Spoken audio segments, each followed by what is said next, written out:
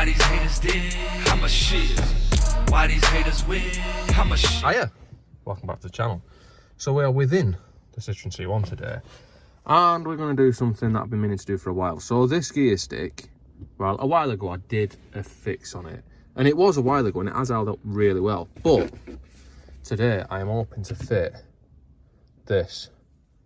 And this is a permanent fix. This is a Mark II gear selector. So it's a Mark II 1 litre gear selector, because I think the 1.2 ones are different, but that's a 1 litre one. And it should fit where this one is. So I need to set this off. So I'll start by carefully removing this gate around here, which pulls off like so. We can see our previous modification is holding up well. And well, this is the bit I need to replace. So I want to take this off, which there is a 10mm holding it down. So let's set that off first.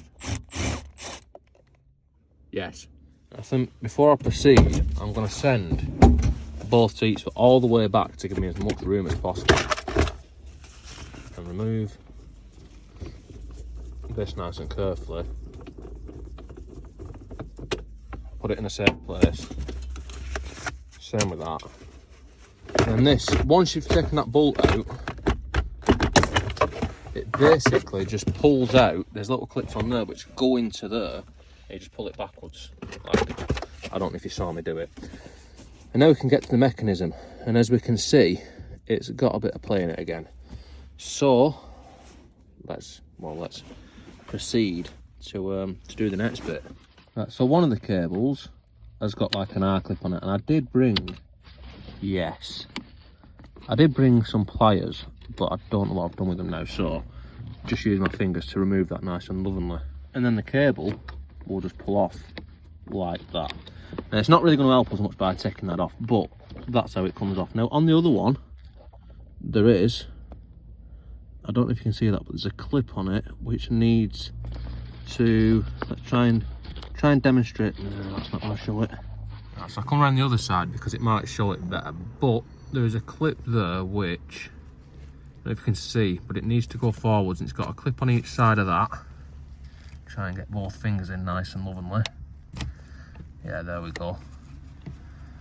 So there's a hook there, and then this clip here, they need to be spread apart to go around that plastic bit, and then just push it forward, and then it should unclip like it has done.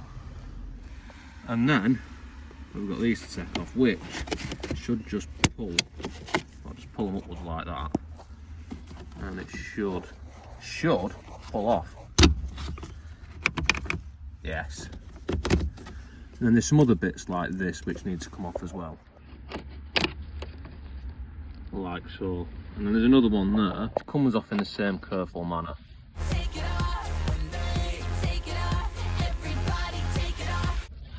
So now we're ready to set that shitter off.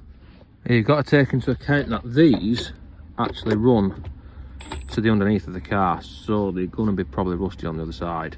They're 12mm anyway, so let's try and see if they come out.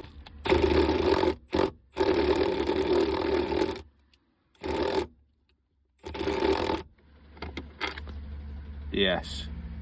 So that's one out. Now I've got another 3 to get out, which I'm going to do off camera anyway, but if they are seized up, the way to sort of struggle with them without snapping them is probably going to be, well, you could do with spraying them from underneath, to be honest with you, which I can't be asked getting underneath the car, but if an impact gun does help. It helps to get bolts out that are seized up without snapping them, to be honest with you, but go backwards and forwards, or try and tighten it a little bit first and just be gentle. Don't just put the thing on full hammer, because you'll just snap the shitter off.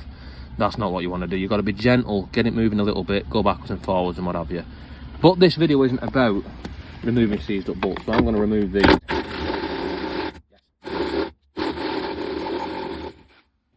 Yes. So now this should come out. Just make sure it don't get tangled up on anything, and then we have that removed nice and carefully. And we can compare the differences between the two. Actually, they are in fact very similar, but this bush is different. See, this is the original one and it's round. This one's more like a square shape, and the difference is that one doesn't have any play in it, and that one does have quite a bit of play in it. So let's put that one, or that one, once lived. And we'll start by manoeuvring them cables to where they need to be, through them 2 holes in the front there, and then sliding it into place. This will be better with 2 hands, but I haven't got 2 hands, so put that in like that, get that in the area it needs to be, like so, and then we put the bolts back in.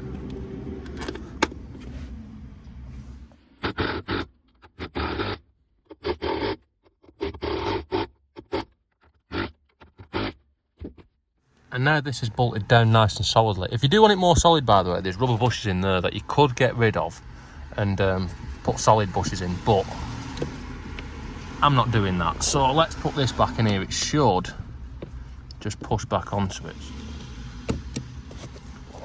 Just like that. So that is now connected again. And then we've got to do the same with this one.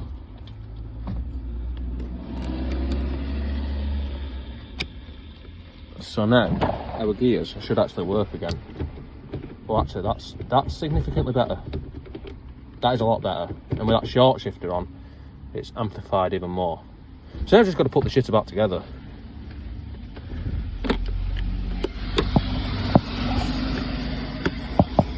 Put this back in place.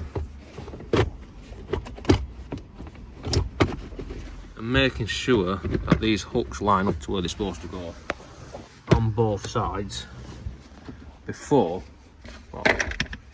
putting that back in. And then obviously we need to take this off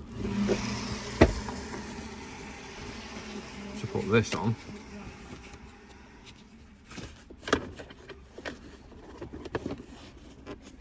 Which just pushes in like so. I mean, mine's broken to fuck, but it still just pushes in. And then we need to put this on because it's way better than the standard one, obviously. Yes. And it's even got like a washer there to hold the gator up to, I think. I think that's what it's for. So that doesn't keep on sliding right down to the bottom. So, I think that is the installation pretty much done. So, let's go and test it and see how it actually performs.